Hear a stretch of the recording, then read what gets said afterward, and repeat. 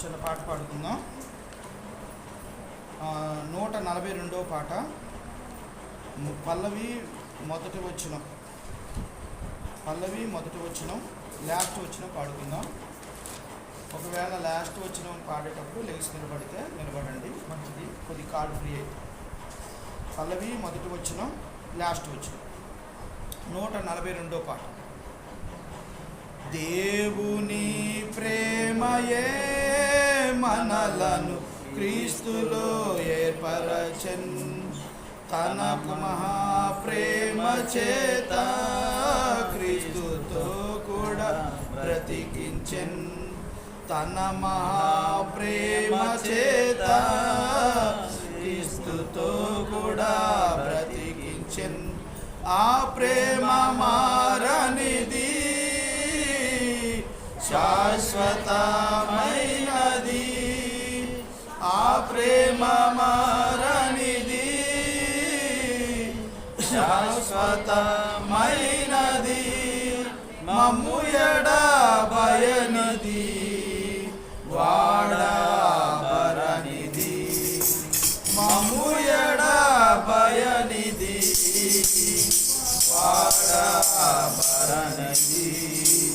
దేవుని ప్రేమయే మనలను క్రీస్తులో ఏర్పరచెన్, తన మహాప్రేమ చేత క్రీస్తుతో కూడా బ్రతికించెన్, తన మహాప్రేమ చేత క్రీస్తుతో కూడా బ్రతికించెన్.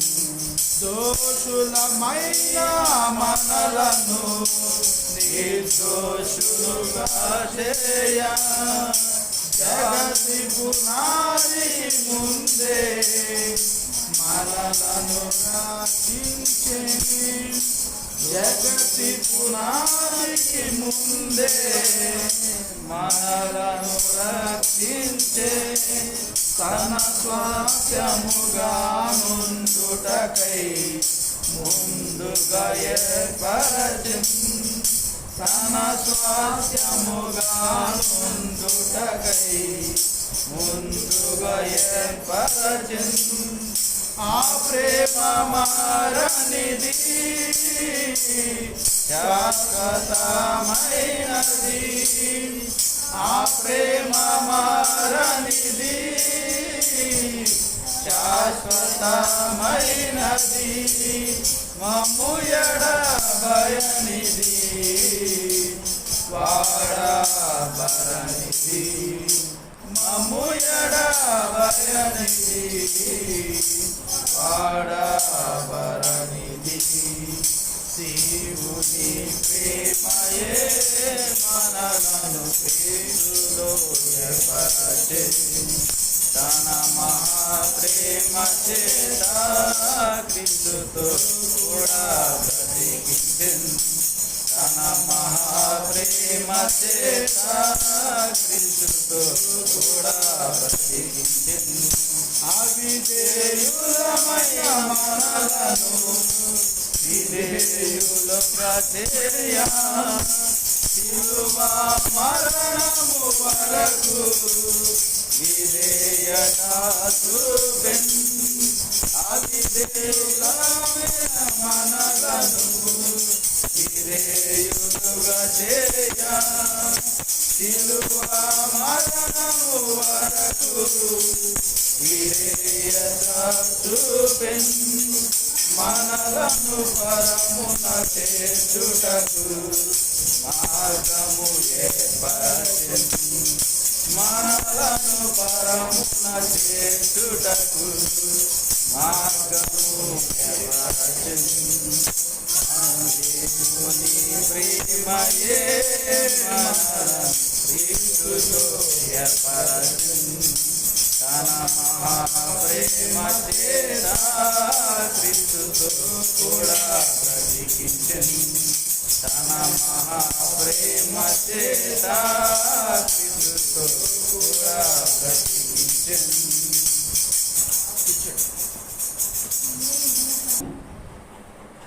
మన ఎదురుచూపడిన దేవుని యొక్క శరీరము ఆయన రక్తంలో చేయబెట్టడానికి ముందుగా కొన్ని మాటల్ని మనం ధ్యానం చేసుకొని మనము ఆ పనిలో చేవేసేవారిగా మనం ఉందాం. మొట్టమొదటిగా మన అంశ భాగాన్ని మనం జ్ఞాపకం చేసుకున్నట్లయితే ప్రకటన గ్రంథము 2వ అధ్యాయము 10వ వచనం. ప్రకటన గ్రంథము 2వ అధ్యాయము 10వ వచనం తీయండి అందరూ.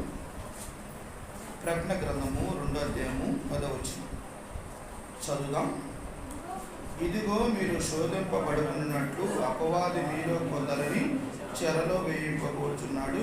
10 దినములు మీకు శ్రమ కలుగును, మరణపు వరకు నమ్మకముగా ఉండుము, నేను నీకు జీవ కిరీటం ఇచ్చేదను.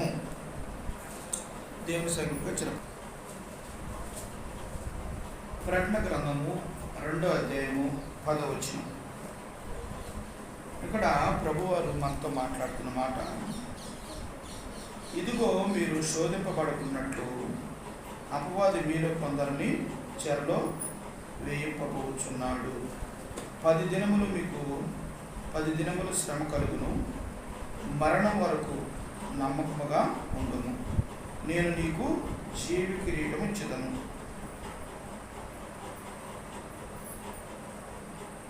ఇక్కడ ప్రభువారు మనతో మాట్లాడిన మాటను మనం జ్ఞాపకం చేసుకున్నట్లయితే ఒక మాట చెప్తున్నారు, మనకు కొన్ని శ్రమలు వస్తాయి అని చెప్తున్నారు. ఏ దేవుడు కూడా శ్రమలు వస్తాయని చెప్పడం, మీకు మేలు జరిగిద్ది, అద్భుతాలు జరిగితే, ఆశ్చర్యకార్యం జరిగితే అని చెప్తారండి. కానీ ప్రభువారు ఏంటంటే శ్రమలు వస్తాయి. ముందే దేవుడు హెచ్చరిస్తున్నాడు, మీకు శ్రమలు వస్తాయి. ఒకప్పుడులాగా ఇప్పుడు ఉండదు, శ్రమలు వస్తాయి. 10 రోజులు వస్తాయి. 10 రోజులు మీరు ఓర్చుకోవాలి. ఎలా ఉండాలి అనేది ఇక్కడ ప్రభువారు ఎంతో స్పష్టంగా ప్రభు మనతో మాట్లాడుతూ వస్తున్నారు. ఎంత అద్భుతంగా మాట్లాడుతున్నారో చూడండి. ఇదిగో మీరు శోధింపబడుతున్న అపవాది మీలో కొందరిని చెరలో వేయింపబోచున్నాడు. 10 దినములు శ్రమ కలుగును, మరణము వరకు నమ్మకముగా ఉండుము, నేను నీకు జీవ కిరీటం ఇచ్చాను. ఎప్పుడైతే ఈ శ్రమ వచ్చినప్పుడు కృంగిపోకుండా, బాధపడకుండా ధైర్యంగా ఉంటామో అప్పుడు మనకి దేవుడు ఏమిస్తాడట? జీవ కిరీటాన్ని ఇస్తాడు. మనము ప్రభు నమ్ముకుని బిడ్డలము, ప్రభు దగ్గరకు వచ్చిన బిడ్డలము ఒక్కసారి ప్రభు దగ్గరకు వస్తే వెనక్కి తిరగకూడదు. నాగటి మీద చెయ్యి వేసి వెనక తట్టు చూసేవాడు నాకు పాత్రుడు కాదు అంట ప్రభు. శ్రమ రాని, కష్టాలు రాని, ఇరుకులు రాని, ఇబ్బందులు రాని, ఎన్ని శోధనలు రాని ప్రభు కొరకు నిలబడాలి. ప్రాణం పోయినా సరే తీసుకోవాలని. ఒక సంఘటన చెప్తా మీకు, యథార్థమైన జరిగిన సంఘటన. చేరాస్ అని చెప్పాడు ఈ సంఘటన. ఒక చక్కని భార్య భర్తలు, మంచి కుటుంబం ఉందట, ఎంతో అన్యోన్యంగా ఉంటారట. వాళ్ళు ఒక పాకిస్తాన్ ప్రాంతంలో ఉంటారు. చక్కగా ప్రేమానురాగాలతో, చక్కగా స్నేహభావంతో ఎంతో మంచిగా ఉంటారట.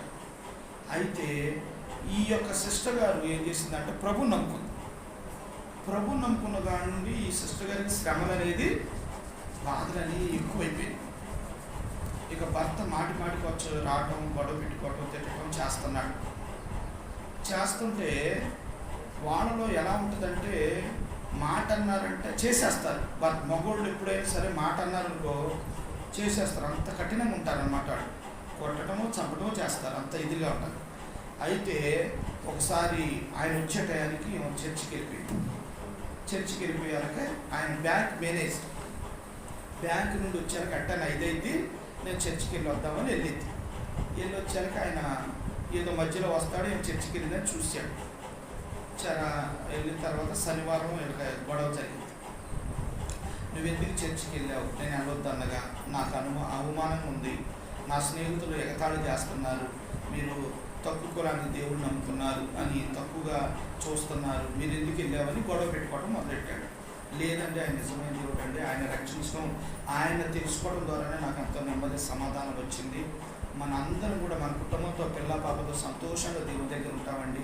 ప్రభుని బుద్ధాన్ని మాకంటే, నేను నమ్ముకున్నాను, నేను వెళ్తాను, మీరు రామాకంటే అని ఎంతో ప్రతిలాడిందట. అయితే అన్నాడట, నేను చెప్పినట్టు చెయ్యి, నువ్వు మందిరం మానేస్తే మానే, లేకపోతే రేపు నేను చంపేస్తా అన్నట్టు. ఏమండో చంపేస్తా అన్నట్టు. చంపేస్తా అంటే వాళ్ళు ఖచ్చితంగా మాట చేస్తారట. అయితే ఏం మాట్లాడలేదట, మౌనం దాల్చి అలాగే ఉందట. ఏమండి మీకు నచ్చిన కూరలో తెచ్చుకోండి, ఆదివారంగా తెల్లారితే మీకు నచ్చిన కూరలు తెచ్చుకోండి, నేను మీకు వండి పెడతానంటే ఆయన మటన్ తీసుకుందామని మార్కెట్కి వెళ్ళాడట. అయితే వెళ్ళేటప్పుడు ఏం చేశాడంటే ఆమెను చంపడానికి వాళ్ళ గవర్నమెంట్కి ఒక కారణం చూపించాలట, ఏదో ఒక తప్పు చూపించాలి. తప్పు చూపించి ఆమె చంపేయచ్చు. ఏమి తప్పు చూపిద్దామంటే ఆయన బ్యాంక్ మేనేజర్ కనుక ఆ బ్యాంకు తాళాలు గుర్తి ఒక సాటికాడ పెడతాడు వాళ్ళ ఇంట్లో. ఆ తాళాలు గుర్తి ఏం చేశారు, జేబులో పెట్టుకొని వెళ్ళి ఆయన వెళ్ళే దారిలో, మార్కెట్కి వెళ్ళే దారిలో ఒక కాలం ఉంటే చెరువు లాంటిది, ఆ చెరువు దగ్గర ఆ శనివారం వచ్చేటప్పుడు ఆ కాలంలో విసిరేసిండట ఆ తాళాలు గుర్తిని. ఇక ఆదివారం వచ్చిండు. వచ్చిన తర్వాత వెళ్ళి కూర మాంసం తీసుకుందాం అనుకున్నాడు. ఏట మాంసం తీసుకుందాం అనే టయానికి ఏట మాంసం అక్కడ బాగలేదు అనేసి మంచి చేపలు ఉంటే చేప తీసుకున్నాడు. చేప తీసుకుని వచ్చాడు. చేప తీసుకుని వచ్చిన తర్వాత తీసుకొచ్చి ఆమె చేసుకోవాలి, బయట చేయించాల. తీసుకొచ్చి ఇచ్చి చేపల కూర అన్నాడు. ఇక వండిన తర్వాత చంపేయాలి. ఆమె ఏం చేయాలి, చంపేయాలి. తిన్న తర్వాత చచ్చిపోవాలి, చంపేయాలి ఆమె. అన్నాడట. తిన్న తర్వాత నా తాళాలు వెయ్యి అన్నాడు. బ్యాంకు తాళాలు వెయ్యి, అక్కడ పెట్టినా కనపడట్లా, ఎక్కడ పడేసాను అని గొడవ పెట్టుకున్నాడు చంపడానికి. ఏం ప్రభువా అని ఆ నైట్ అంతా ప్రార్థన చేసిందాడు, కన్నీటితో ప్రార్థన చేసిందాడు. ప్రభువా నా భర్త మనసు మార్చు ప్రభువా, ఎలాగైనా కాపాడు ప్రభువా, తన కూడా రక్షించుకో ప్రభువా అని ప్రార్థన చేస్తాను. తన ప్రాణాల కోసం ప్రార్థన చేయట్లా, తన భర్త మారాలని ప్రార్థన చేస్తుంది. అయితే ఇక తెల్లారైంది, కూర వండి పెట్టింది, మంచి మంచి వేడిగా అన్ని రుచులతో కూరలు చేసి పెట్టింది భర్తకి. సంపుద్రం తెలిసినా కూడా కూర చేసి పెట్టింది, అన్నీ చేసి పెట్టింది, ప్రేమతో మాట్లాడింది, చక్కగా వడ్డించింది. గొడవ పెట్టుకున్నాడు. గొడవ పెట్టుకొని చంపేద్దామని సిద్ధంగా ఉన్నాడు. అనే టైంకి తాళాలు గుర్తు ఏదనంటే తాళాలు గుర్తు తీసుకొచ్చి ఇచ్చింది. ఎలాగా అని అప్పుడు చాలా ఈ మేనేజర్కి చాలా టెన్షన్ వచ్చిందట. ఇదేంటి, నేను తీసుకెళ్ళి కాలువలో పడేసాను, మార్కెట్ దగ్గర ఇది ఎట్టొచ్చింది తాళాలు గుర్తి అనుకున్నాకే ఆ చేప ఏం చేసిందంటే తాళాలు గుర్తు మింగింది. ఆ చేపనే ఏనుకున్నాడు. అర్థమైందా? తీసుకొచ్చి ఏమనుకో వస్తుంటే కోసేటప్పుడు ఆ చేప తాళాలు గుర్తు బయటపడదు, తీసి దాసింది. అర్థమైందా మీకు? దేవుడి కార్యాలు అలా ఉంటాయి, కంటికి కనపడవు, హృదయాన్ని గోచరమైన. వెంటనే ఆ తాళాలు గుర్తించాక పళ్ళమ్మట పళ్ళ నీరు కారిపోయి మోకరించేశాడు. ఈ దేవుడు నిజంగా గొప్ప దేవుడు, నేను చంపేద్దామని నేను కాలంలో పడేశాను తాళాలు గుర్తి, కానీ ఆ చేప మింగి ఆ చేపే నాకు వచ్చి ఆ చేపే ద్వారా నన్ను మళ్ళీ రక్షించుకున్నాడు దేవుడు. ఈ దేవుడు నిజమైన దేవుడు. నేను కూడా సేవ చేస్తానని ఉద్యోగం మానేసి ఇద్దరు సేవ చేయడం మొదలెట్టారట. ఆ పాకిస్తాన్లో ఏదో పెద్ద చర్చ. ఇది జయరాజ్ అన్న చూసి వచ్చి చెప్పిన సంఘటన. ఎలా నమ్ముకున్నారంటే చెప్పాడు, ప్రియమైన దేవుడు బిడ్డలారా, ఇక్కడ మరణం వరకు ఎలా ఉండాలట, నమ్మకంగా ఉండాలి దేవునికి. మళ్ళీ శ్రమలు వచ్చినాయి, కష్టాలు వచ్చినాయి, ఇరుకులు వచ్చినాయి, ఇబ్బందులు వచ్చినాయి, నాకేంటి శోధన వెనక తిరిగావో మరి చాలా ప్రమాదాలు ఇంకా ఎక్కువైపోతాయి శ్రమ. ఇక్కడ చూడండి 3 సందర్భాలు చెప్తాయి ఈరోజు. 3 సందర్భాల్లో మనం నమ్మకంగా ఉండాలి, అప్పుడు దేవుడు ఆశీర్వదిస్తాడు. చూడండి ప్రియమైన దేవుడు, మరణం వరకు నమ్మకంగా ఉండాలంటే ఎలా ఉండాలి? హెబ్రీయులకు రాసిన పత్రిక చూద్దాం, కొన్ని వచనాలు చూద్దాం. హెబ్రీయులకు రాసిన పత్రిక 3వ అధ్యాయం 6వ వచనం చూద్దాం. హెబ్రీయులకు రాసిన పత్రిక 3వ అధ్యాయము 6వ వచనం.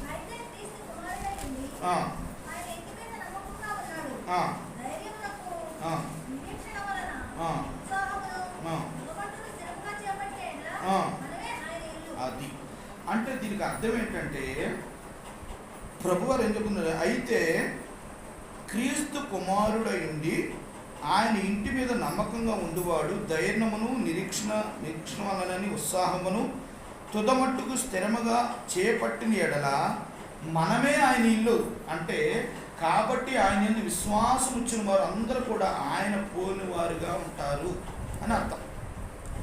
ఆయన యందు నమ్మకం ఉంచిన వారు అందరూ కూడా ఎలా ఉండాలి అంటే నమ్మకంగా ఉండాలి, ఆయన పోలిన వారిగా ఉండాలి. ఆయన ఎలా నడిచాడో, ఎలా నడవడిక చేశాడో, ఎలా చేశాడో, ఎలా ఉన్నాడో అలాగే మనం ఉండాలి. నమ్మకం వరకు అలాగే కొనసాగించాలి. ప్రాణం పోయేంత వరకు కూడా మన మన నడవడిక అలాగే ఉండాలి. ప్రియమైన దేవుని బిడ్డలారా, అయితే మనము 3 సందర్భాలు అనుకున్నాం కదా. మొట్టమొదటి సందర్భం చూద్దాం. మొట్టమొదటి సందర్భం మనం దేంట్లో నమ్మకం ఉండాలంటే హెబ్రీయులకు రాసిన పత్రిక 3వ అధ్యాయం 2వ వచనం చదవండి.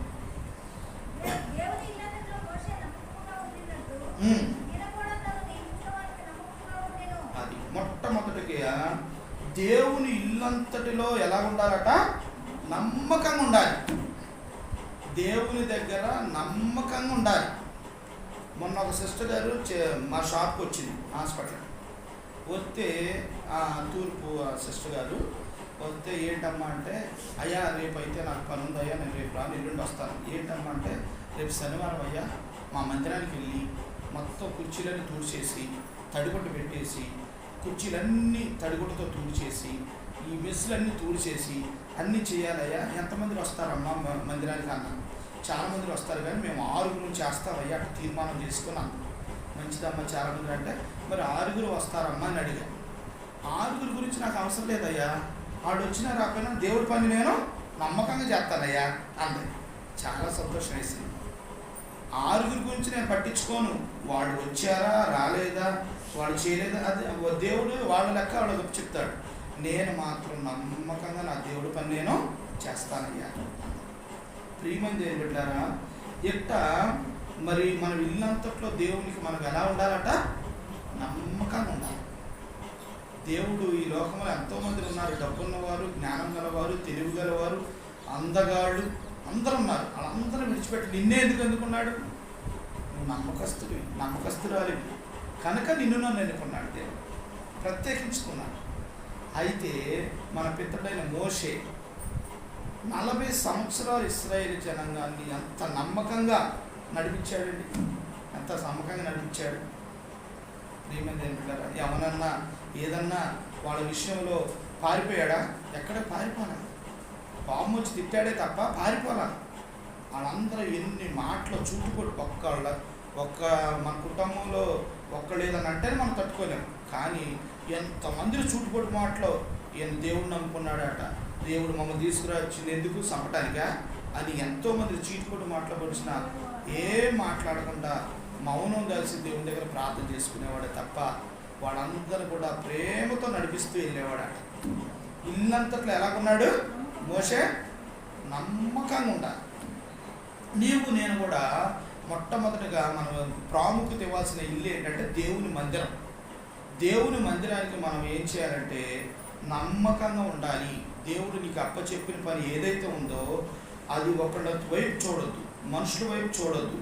ఈరోజు పాస్టర్ గారు వచ్చారా, అన్న వచ్చాడా, వద్దు.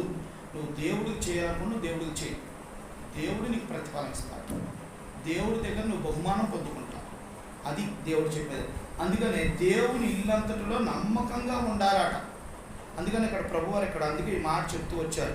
దేవుని ఇల్లంతటిలో మోషే నమ్మకంగా ఉన్నట్లు ఆయన కూడా తన్ను ప్రేమించిన వారికి నమ్మకంగా ఉన్నాడు.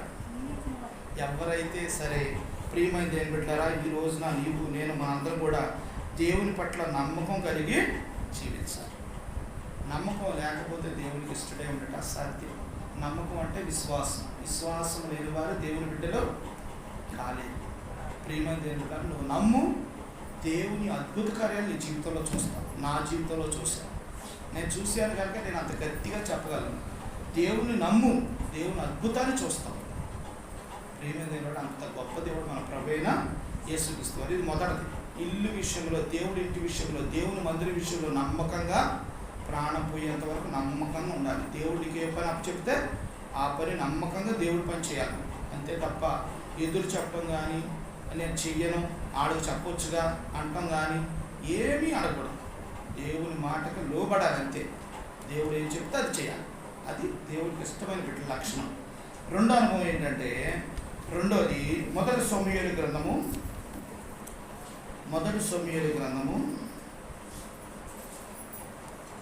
22వ అధ్యాయము.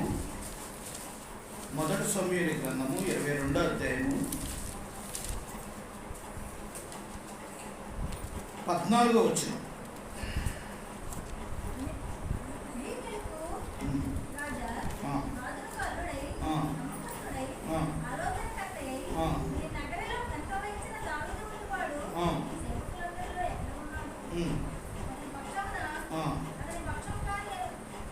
ఒకసారి అక్క ఒక పని చేయండి, దాని పైన వచ్చిన చదవండి, 12 వచ్చిన నుండి.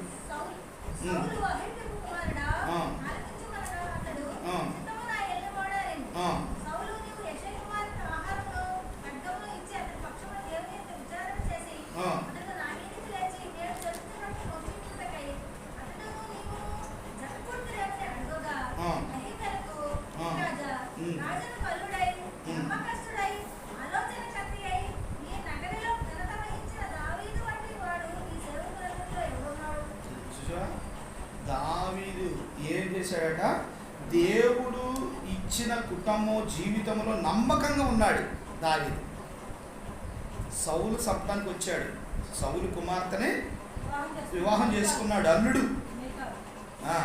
అల్లుడు దావీదు అల్లుడు. అయితే అల్లుడు చంపడానికి మామ తిరుగుతున్నాడు. అయితే వాళ్ళ మామను చంపాలని ఒక్క మాత్రం కూడా ఆలోచించేది దావీదు. కానీ ఎన్నో రాజ్యాలను జయించి ఆ రాజ్యాన్ని సంపాదించాడు, ఎంతోమందిని చంపాడు దావీదు. సౌలు చంపడం పెద్ద విశేషం కాదు, అభిషేకించిన వాడిని పుట్టకూడదు అని అతను గ్రహించి కనీసం ఆయన్ని ఆ మామగారిని ఒక మాట కూడా, తన కుమారుడు తను చంపడానికి ప్రయత్నించిన తన కుమారుడు పట్ల కూడా ఎంతో దయ కలిగిన వాడిగా ఉన్నాడు అబ్షాలోము. ప్రియమైన దేని పెట్టారా, ఇల్లంతటిలో ఎలా ఉన్నాడు? నమ్మకంగా ఉన్నాడు. నీ ఇంటిలో నువ్వు నమ్మకంగా ఉన్నావా? నమ్మకంగా ఉన్నావా? భార్యాభర్తల సంబంధం ఎలా ఉండాలి అంటే, మీకు మళ్ళీ ఒకసారి చెప్తున్నా, భార్యాభర్తల సంబంధము గాలి దూరనంత సందు కూడా ఇవ్వకూడదు బయట వాళ్ళకి. గాలి దూరే సందు ఇచ్చామో సాతానుగాడు ఆ గాలిలో దూరిపోతాడు. మన కుటుంబ విషయాలు మనకే తెలియాలి, బయట వాళ్ళకి తెలియకూడదు. ఎన్ని తిట్టినా సరే ఒక్క మాట కూడా చెప్పదాలి అమ్మడికి జ్యోతి. పితిరీలు చెప్పటం, ఇక్కడ తీసుకెళ్ళి అక్కడ చెప్పటం అలా ఉండదు. ఎక్కడే మనం ఎప్పుడు కూడా మన ఇంటి సొంత కుటుంబం విషయంలో బయటికి ఏ విషయం కూడా వెళ్ళకూడదు. కుటుంబంలో నువ్వు ఎలా ఉండాలి? నమ్మకంగా ఉండాలి. అయితే భర్త అంటాడు ఈ మాట, చూడండి సామెతల గ్రంథము, ఈ మాట అద్భుతంగా ఉంటుంది చూడండి. సామెతల గ్రంథము 31వ అధ్యాయంలో భార్యను ఉచ్చరించి ఇలాగంటాడు, చూడండి అద్భుతమైన మాట. 31:10-11 చదువు.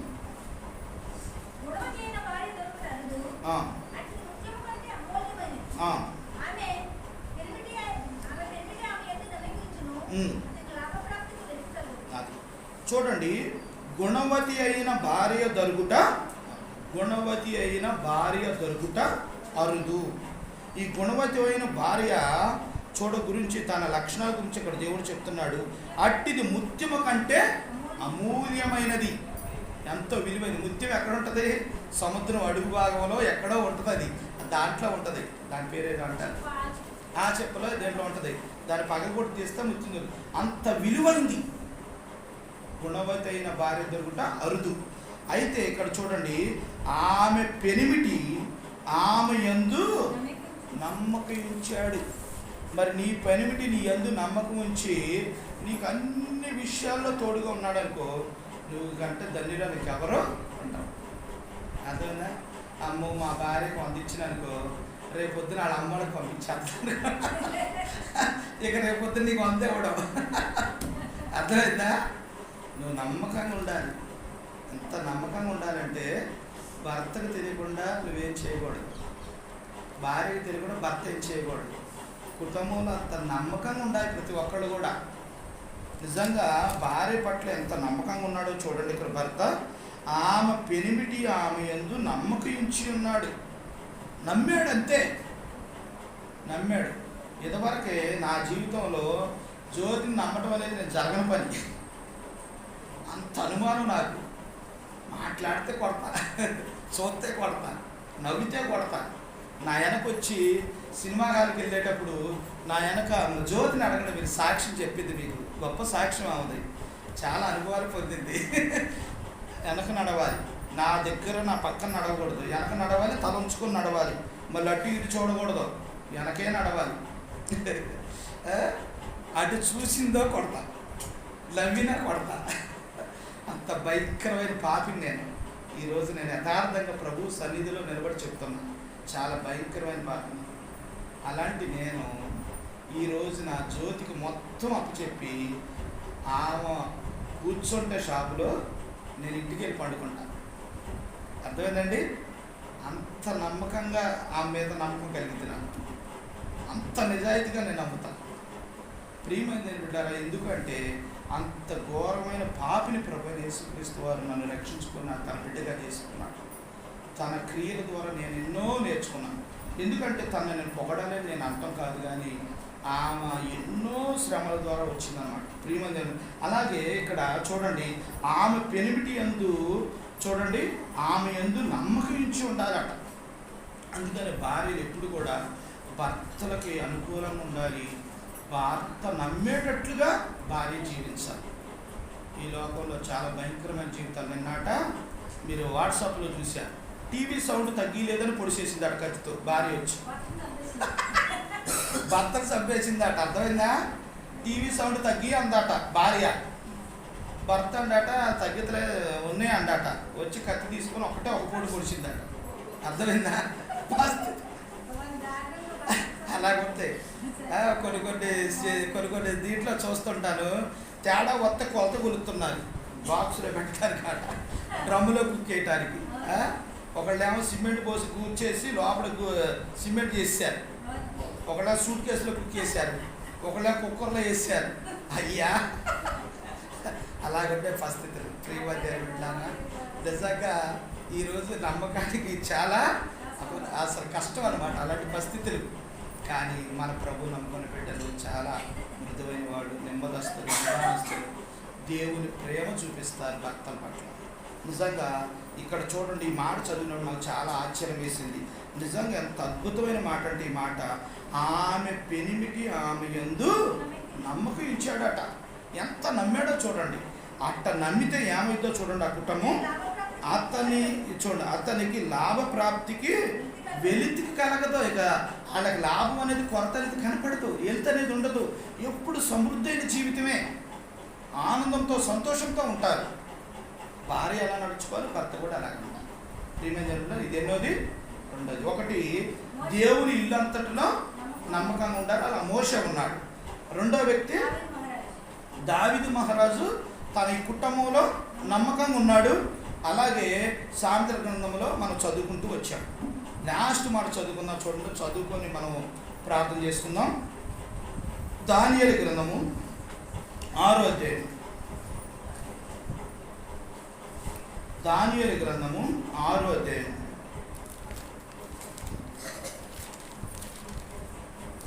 6వ అధ్యాయము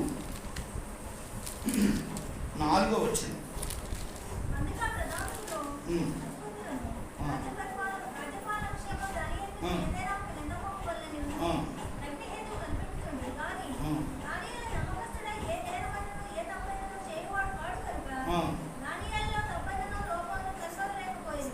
చూసారా? దేవుడిచ్చిన ఉద్యోగం జీవితంలో నమ్మకంగా ఉన్నాడు దానియేలు. మనం చేసే ఉద్యోగం, మనం చేసే పనిలో మనం ఎక్కడున్నా నమ్మకంగా ఉండాలి. నమ్మకంగా ఉంటే దేవుడు మనల్ని ఆశీర్వదిస్తాడు. ఏ ఉద్యోగం చేస్తున్నావో, ఏ పని చేస్తున్నావో ఆ పనిలో నువ్వు యజమానుడికి నమ్మకంగా ఉన్నప్పుడు దేవుడు నీ పట్ల ఎంతో కనికరం చూపించి నిన్ను ఆశీర్వదిస్తాడు. ఇక్కడ చూడండి, దావీదు చేసే చూడండి, దానియేలు తనకిచ్చిన ఉద్యోగ జీవితంలో నమ్మకంగా ఉన్నాడు. తనని పట్టుకోవాలని చాలామంది కుయుక్తులు చేశారు. ఎక్కడ దొరుకుతాడు, ఏ తప్పు చేస్తే పట్టుకుందాం, పట్టుకొని రాజుగారికి అప్పచెబుదాం, మా అంతర్క మీద ఆయన లీడర్ చేశారు, ఇతను మాకు అధికారిగా ఉన్నాడు, ఇతను ఎలాగైనా తప్పు దొరుకుతాడో పట్టుకుందాం అంటే అతను ఎలా దొరుకుతాడు? నమ్మకంగా ఉన్నాడుగా. ఆయన చేసిన తప్పు, ఆయన చేసింది ఏంటంటే దేవునికి ప్రార్థన చేయడం తప్ప ఆయన ఏమీ చేయలేదు. అది తప్పుగా చూపించాను. ప్రియమైనది ఏం పెట్టారా, ఈ రోజున నీవు నేను దానియేలు వలె మరి మన ఉద్యోగంలో మన పనిలో నమ్మకంగా ఉంటున్నాము. నమ్మకంగా ఉండాలి. ఆయన నిన్ను నమ్మి వెళ్ళామనుకో, మరి నమ్మి నిన్ను విడిచిపెట్టి వెళ్ళాడు అనుకో, నువ్వు ఎంత నమ్మకంగా ఉండాలి? ఎంతో నమ్మకంగా ఉండాలి. ప్రియమైనది ఏం పెట్టారా, ఒక సహోదరుడు ఇలాగే తన స్నేహితులని నమ్మి షాప్లో వర్క్ ఇచ్చాడు. వర్క్ ఇస్తే ఆయన భోజనానికి వెళ్ళినప్పుడల్లా గల్లా పెట్టాయని అప్పు చెప్పి వెళ్ళాడు. ఇక మనోడు వచ్చాక అన్నీ అమ్ముకొని జేబులో పెట్టేసుకున్నాడు. తర్వాత ఎప్పుడుకో ఏంటి సరుకు చూస్తుంటే అయిపోతుంటే డబ్బులేం ఉండట్లేదు, ఏం చేయాలి ఏంటి అని చూస్తే అప్పుడు ఒక సహోదరుడిని చూశాడట. ఆ డబ్బులన్నీ మనోడు కాజేస్తున్నాడు. మంచి స్నేహితుడు తన నమ్మి పెట్టినందుకు తన డబ్బులంతా కూడా కాజేస్తూ వచ్చాడు. అతను ఉంచుతాడు ఆ ఉద్యోగంలో, తీసాడు. అర్థమైందా? ప్రియమైనది ఏం పెట్టారా, మనకిచ్చిన పనిలో మనం ఎప్పుడు కూడా ఎలాగ ఉండాలి? నమ్మకంగా ఉండాలి. ఎవ్వరికి దొరకకూడదు. దేవుని బిడ్డలు ఎప్పుడు కూడా దొరకకూడదు. ప్రియమైనది. అందుకనే నేను మా అబ్బాయికి బండి కొన్నాను. బండి కొని ఏం చేశానంటే లైసెన్స్ తీసుకున్నాను. లైసెన్స్ తీసుకొని హెల్మెట్ కొన్నాను. హెల్మెట్ కొని పొల్యూషన్ చేయించా. పొల్యూషన్ చేయించి ఇన్సూరెన్స్ చేయించా. అర్థమైందండి? ఏది లేకపోయినా బండి తోలొద్దన్న. మనం దేవుని బిడ్డలన్నానా, మనం దేవుని బిడ్డలో రేపొద్దున ఏలెత్తి అక్కడ పట్టుకోవి మనం తప్పుగా చూపించకూడదు, మనం అలా నిలబడకూడదు. అన్నీ ఎటు చెట్టు. మొన్న ఆయన పక్కన చేసి ఆయన పెద్ద బుల్లెట్ కొన్నాడట. ఆయనకు లైసెన్స్ లేదు, ఆయన పట్టుకున్నాడు. బండిని ఏం చేశారు? ఆఫ్ చేశారు. అంతేనా? ఇప్పుడు కూడా మనం అన్ని విషయాలు ఎలాగ ఉండాలి? నమ్మకంగా ఉండాలి. మాటలు కాదు, క్రియారూపిణంగా చేసి చూపించాలి మనం. అంతేగాని నేను నమ్మకంగా ఉన్నాను అంటే కాదు. మనుషులు నమ్మకాలు కుదరవు, దేవుడు నిన్ను నమ్మాలి. ఇలాగ ఎంతమందిని చూసాం మనం? 3 వ్యక్తులు చూసాం. ఈ 3 వ్యక్తులు కూడా ఎలాగున్నారంటే మరణం వరకు నమ్మకంగా ఉన్నారు. ఒక వ్యక్తి ఎవరు? మోషే. రెండో వ్యక్తి ఎవరు? దావీదు. మూడో వ్యక్తి ఎవరు? దానియేలు. అలా నువ్వు నేను ఉందామా? అలా తీర్మానం చేసుకుందామా? ఒకవేళ తెలిసి తెలియక మనం చిన్న చిన్న పొరపాటు చేసి ఉండొచ్చు, ఉంటాం కూడా. మన మానవులుగా ఏదో పొరపాటు చేస్తాం, తప్పులు చేస్తాం, అది సహజం. ప్రభు దగ్గర ఈరోజు క్షమాపణ అడిగి, ప్రభు నేను కూడా నా ప్రాణం పోయేంత వరకు నీకు నమ్మకంగా ఉంటా ప్రభు, నాకు సహాయం చేయ ప్రభు. ఈ రోజు నుంచి నేను తీర్మానించుకుంటున్నాను ప్రభు, ఆ జ్ఞానం నాకు ఈ ప్రభు అని ప్రభు దగ్గర మనం గోజాడి యథార్థంగా ప్రభు దగ్గర మనం తీర్మానం చేసుకొని ఆ బలలో మనం చేయగలుగుతాం. దేవుడి చిన్న వాక్యము దేవుడు దీవించుగాక. Praise the lord. అందరూ మోకరించండి.